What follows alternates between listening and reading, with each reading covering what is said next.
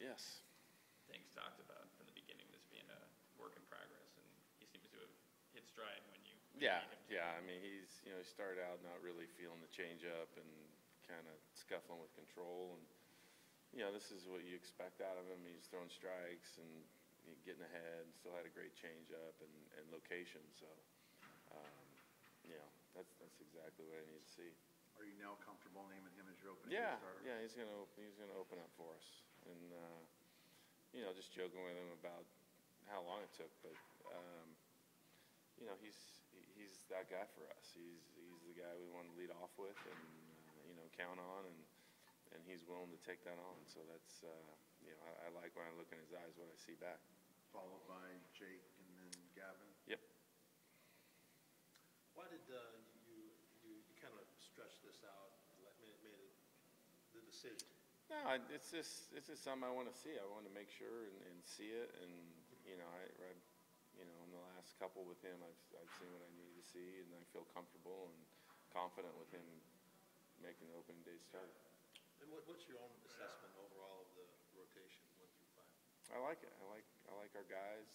You're going with John's more of a field guy with that changeup and spotting it, and he's a competitor. And then you come back with Jake, who's been hurt, so you got to kind of see how he's bounced back.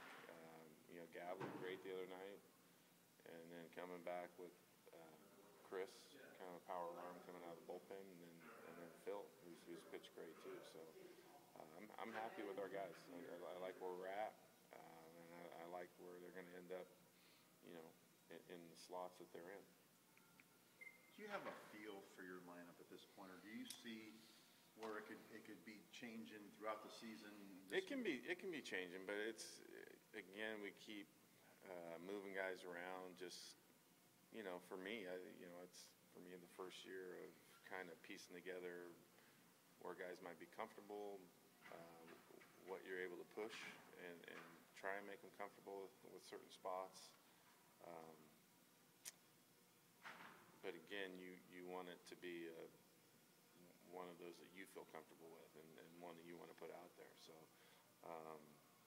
the middle of it, that's going to be what it is. But the other parts you can kind of move around and do different things with. You said the middle. You're Paul and yeah, I think Alex could move around a little bit. You never know, but I like him where he's at. He's played a great spring.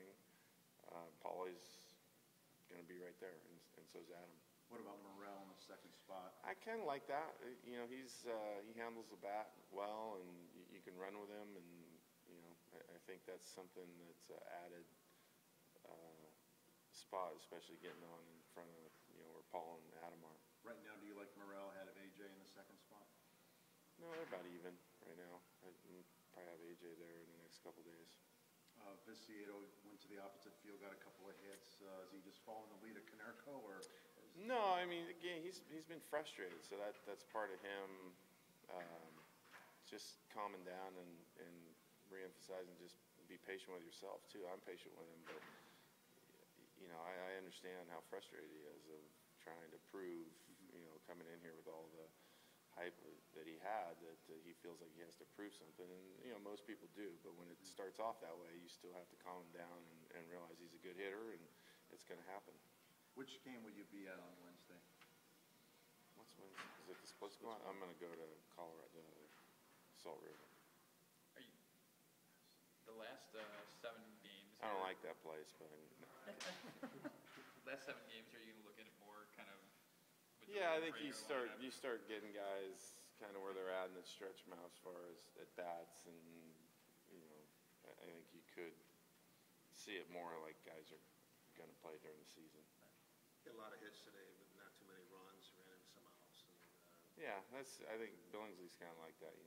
He's a big strikeout guy that can kind of do that to you. And, but you're mixing and change the lineup at a time probably that you wouldn't during the season. So